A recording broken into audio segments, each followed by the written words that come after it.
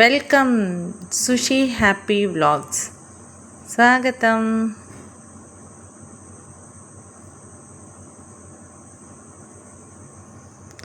ఏదో ప్రయోగం చేస్తుందని అనుకోవద్దు. ఇది ఒక 35 ఇయర్స్ బ్యాక్ ఉన్న దీపం అండి. అప్పట్లో కరెంటు లేనప్పుడు, అంటే విద్యుత్ అనేది లేనప్పుడు ఇలాంటి దీపాలను వాడేవాళ్ళు. లాంతర్లు, ఎక్కబుడ్లు, ఇంకా ప్రమిదలలో ఇలా వాడేవారు అన్నమాట. కానీ ఈ దీపానికి ఒక స్పెషాలిటీ ఉన్నది. పాపం పేదోళ్ళకి ఈ దీపం ఏంటంటే వాళ్ళకి ఆయిల్ అంటే కాస్ట్లీ ఆయిల్ కొనుక్కునేంత డబ్బులు ఉండేవి కాదు. ఈ కిరోసిన్ దీపాలను ఎక్కువ వాడేవాళ్ళు అనమాట. ఇది కిరోసిన్ దీపం అండి.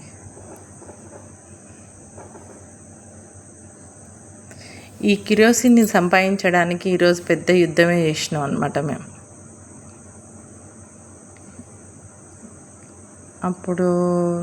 అప్పట్లో అంటే ఈ కిరోసిన్ బాగా దొరికేది. ఇప్పుడు మేము ఏ షాప్కి వెళ్ళి అడిగినా కూడా కిరోసినా లేదు లేదు అని చెప్తున్నారు.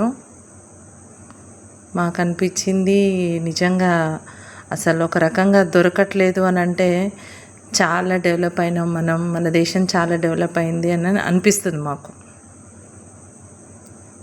ఈ దీపాన్ని తయారు చేయడానికి ఇదిగో ఇలాంటి ఒక ఐరన్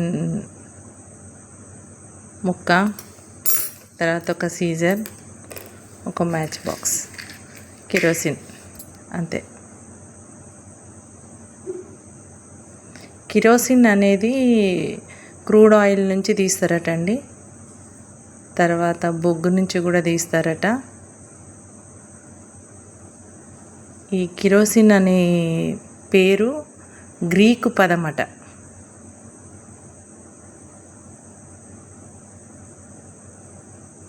నైట్ అంతా వాళ్ళు లాంతరు కూడా కొనుక్కొని వాడుకునేంత స్తోమత లేని వాళ్ళు ఇలాంటి ఖాళీ బాటిల్ ఒకటి చూసుకొని అందులో ఈ కిరోసిన్ నింపుకొని నైట్ అంతా ఒక థ్రెడ్ అందులో పెట్టి వెలిగించుకొని ఉండేవాళ్ళు అనమాట. ఈ దీపపు వెలుగులోనే చాలామంది మేధావులు చదువుకొని ప్రయోజకులైనారండి. చూడండి ఎంత చిన్న దీపము. గ్రామాలలో మొత్తం ఇలాంటి దీపాలనే వాడేది. నాకు తెలిసి నేను కూడా ఈ దీపాన్ని చూసిన. ఇప్పుడు మనకంతా 24/7 పవర్. ఒక సెకండ్ కరెంట్ లేకుంటే బతకలేకపోతున్నాం మనము. కానీ ఇలాంటి దీపాల నుంచి మనం ఇంత వెలుగులోకి వచ్చినామంటే చాలా అభివృద్ధి చెందినామని అనిపిస్తుందండి నాకు. ఇలాంటివి చూసినప్పుడు మనకు అలాంటి ఫీలింగ్ కలుగుతుంది. సో ఇదన్నమాట పేదవాళ్ళ దీపం. నైట్ అంతా ఈ దీపపు కాంతిలోనే ఉండేవాళ్ళండి. ఇంకా నేను లైట్స్ అన్నీ ఆఫ్ చేద్దామని అనుకున్నా. మరీ చీకటిగా ఉన్నదనుకోండి మీకు అంటే కనిపించదు కదా. ఈ దీపపు కాంతిలోనే చదువుకునే వాళ్ళు, పనులు చేసుకునే వాళ్ళు అంతా ఈ చిన్ని దీపం కాంతిలోనే. ఈ కిరోసిన్ దీపానికి అన్నిటికంటే వాల్యూ ఎక్కువ అనిపిస్తుందండి నాకు. ఎందుకంటే అప్పుడు అందరు వాడిండ్రు కాబట్టి.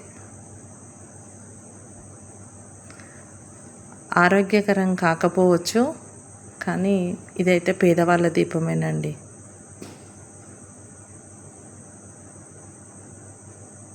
సో ఈ దీపాన్ని చూపించడానికి నేను చాలా కష్టపడ్డా. ఇది దొరకలేదు. సో మాకు చాలా సంతోషం అనిపించింది. ఎందుకంటే ఈ కిరోసిన్ దొరకట్లేదు అని అంటే మా దేశం చాలా అభివృద్ధి చెందింది అని మాకు అనిపించింది. సో మీకు అప్పటి కాలంది చూపించాలని అనిపించింది, చూపిస్తున్నా. మీకు నచ్చిందా అండి?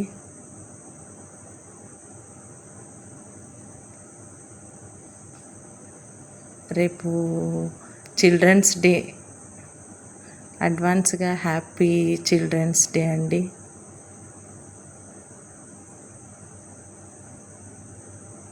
భారతదేశపు మొదటి ప్రధాని జయంతి, అలాగే మా బాబు పుట్టినరోజు కూడా అండి. మీ అందరి ఆశీర్వాదం ఉండాలి.